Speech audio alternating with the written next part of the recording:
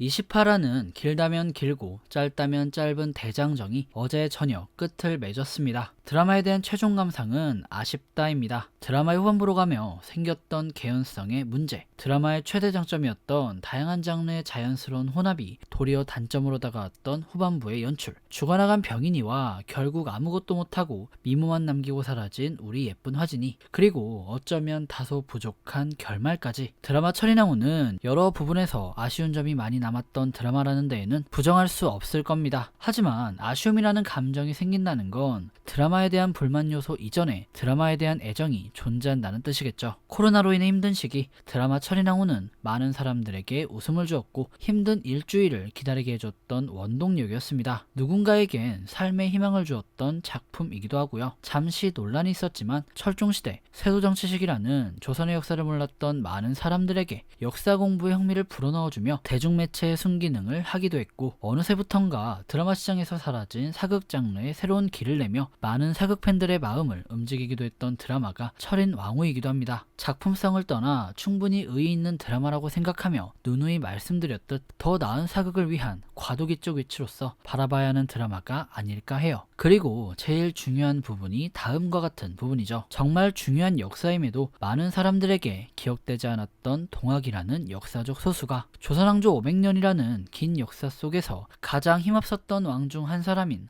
철종이라는 시대적 소수자가 이들과 함께한 피지배계층이라는 이름도 없는 무수한 사회적 소수자들이 세상을 바꾸는 희망찬 이야기. 물론 그 과정에 대한 묘사와 각본, 연출이 치밀하지 못했기에 주제의식 부분에서는 다소 부족했다고 할 수 있지만 코로나로 인해 더 각박해진 세상에서 참 적합한 메시지를 전했다고 저는 생각합니다. 지금 우리 사회엔 노력하면 바뀔 수 있다는 희망이 필요하고 드라마는 계속 이를 이야기하고 있어요. 다소 말이 안 되는 부분이 많았지만, 그리고 약간 억지이긴 했지만 무리한 해피엔딩으로 드라마의 끝을 맺은 이유도 이러한 이유겠죠. 허무맹랑한 코미디 같은 극의 상황처럼 우리 삶에도 그런 말도 안 되는 행복한 일이 벌어졌으면 한다는 것, 각박한 현실에 대한 위로를 작가는 전하고 싶었던 게 아닐까 해요. 이에 저는 아쉽지만 결말을 인정하고 싶습니다. 그래도 모두 행복했으니 말이죠. 한동안 우리를 즐겁게 해준 소봉이 캐릭터를 연기한 신혜선 배우의 연기는 정말 빛이 났고 너무 로맨틱해서 이젠 모든 남자들의 적이 된 우리 쫑이역의 김정현 배우를 포함하여 함께했던 모든 배우분들, 제작진 분들께 박수를 보냅니다. 다들 정말 감사합니다. 덕분에 지난 3달이 정말 재밌었어요. 지난 구미호전 이후 드라마를 보며 이 정도로 몰입한 적이 있나 싶을 정도로 확실히 몰입감이 있었던 드라마였고, 캐릭터 하나하나에 큰 애정을 쏟았던 작품이라 할 말이 많아서 마지막으로 한마디만 더 하자면 모든 게 완벽할 순 없을 겁니다. 드라마 철이나무 단점을 지적하면 사실 수도 없이 많아요. 소봉이를 제외한 여타 캐릭터들의 수동성, 쫑이가 사랑한 건 소봉이인가 소영이인가, 몇몇 인물과 관련해서 역사 왜곡에 대한 이야기, 무너지는 후반부의 연출, 작품 스스로의 설정 파괴, 버려지는 조연들과 떡밥들, 정말 많아요. 다만 한계보단 의의가 컸던 작품으로 생각하고 싶어요. 이를 시작삼아 앞으로 더 좋은 철이나무의 단점을 보완한 사극이 나왔으면 좋겠습니다. 그간 리뷰를 만들며 여러 이야기들을 하고